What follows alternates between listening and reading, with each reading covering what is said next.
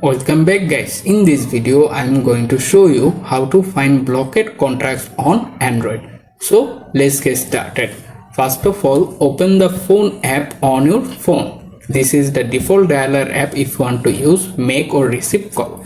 After the app is open, look at the top menu bar. Here you can find the three dots more icon.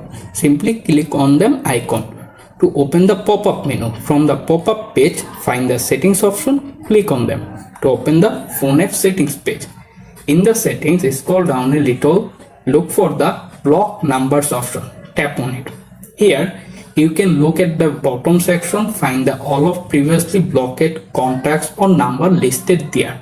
If you decide to, if you unblock any number or contact, simply find the exact contact or number if you want to unblock, hit the minus sign next to their name and automatically unblock it. And that's it, how you can easily find blocked contacts on your Android phone, also unblock them. Thanks for watching.